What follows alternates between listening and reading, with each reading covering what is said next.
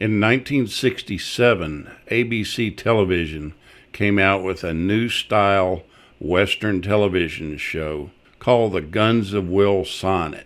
The series had an original working title of Two Road West. It was produced by Aaron Spelling and Danny Thomas. The GUNS of Will Sonnett followed the exploits of a retired Army scout called Will Sonnett, and that was played by Walter Brennan, and his grandson Jeff, played by Dak Rambo. It follows their journey through the West in search of Jeff's father, James Sonnett. That's played by Jason Evers. He abandoned his family 20 years earlier and became a renowned gunfighter, and now he's on the run.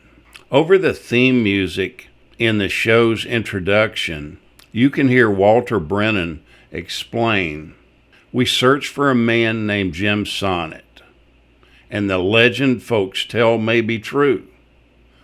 Most call him gunman and killer.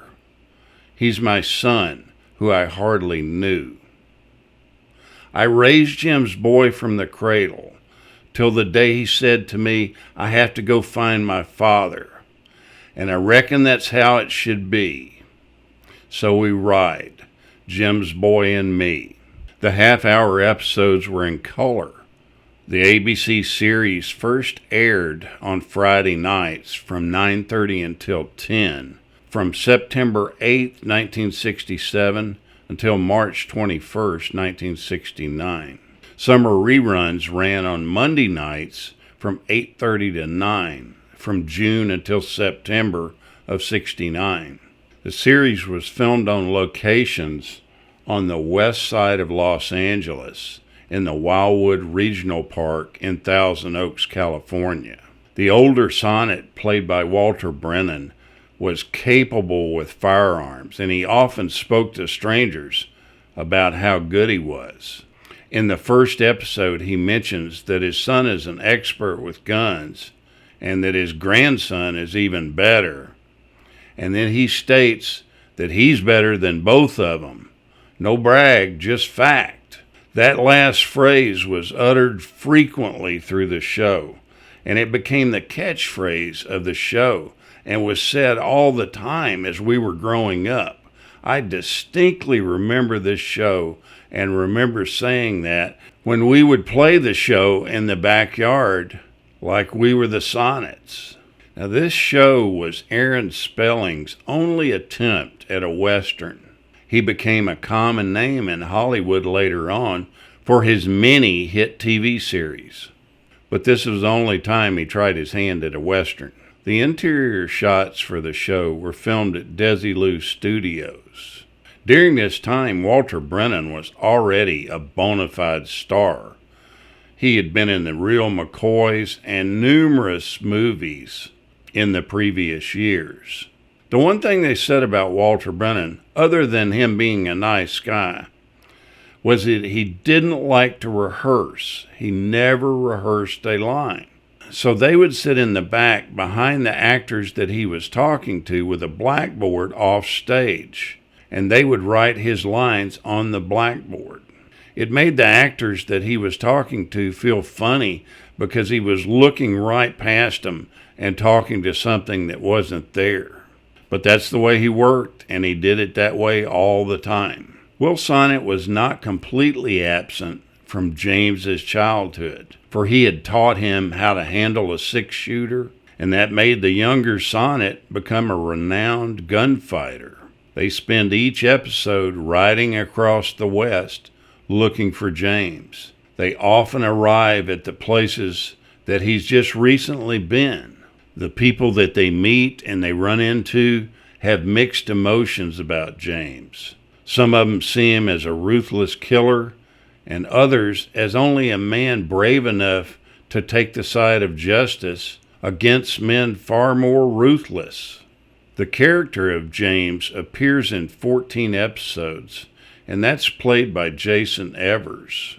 The actual development of the series and the whole idea became created by Richard Carr and Aaron Spelling together. Carr also wrote a lot of the episodes, and Spelling was usually the producer, with Danny Thomas being the executive producer. Walter Brennan's son, Andrew Brennan, was also an associate producer on the show. Carr had adapted the character of Will Sonnett from the lead character that he had created over a decade earlier of a TV series for Four Star Playhouse. Some of the guest stars that showed up on the show were future Academy Award winners like Cloris Leachman, Jack Nicholson, Ellen Corby, and Dennis Hopper. Walter Brennan had that squeaky voice that was always noticeable, and it's thought that that was caused by exposure to nerve gas in the First World War. And even in this show, Walter Brennan limps like he usually does in most of the shows, but it's not as distinctive as it was in The Real McCoys or a lot of his other movies. He got that distinctive walk from his real good friend who was named Jack Foley. Jack Foley told him to stick a small pebble in his shoe to give him that distinctive walk in one of the early shows he did. Jack Foley is the originator of the actual term called Foley for meaning to add sound to different actions that are done on a filming project. For example, when somebody opens a door, Foley artist will actually recreate that sound and then it will be added in post-production. That was Walter Brennan's kind of trademark, that limpy gimp that he had, and it's not quite as evident in this show as it is in a lot of others. It's really obvious in The Real McCoys.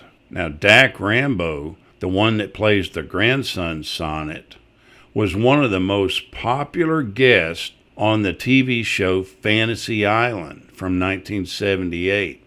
He appeared in 6 episodes of that series. The accordion and guitar combo that you hear at the opening sequence of the show was actually composed by Earl Hagen. Earl Hagen is the same person that did the opening credits to the Andy Griffith Show and the walk to the fishing hole with the whistling.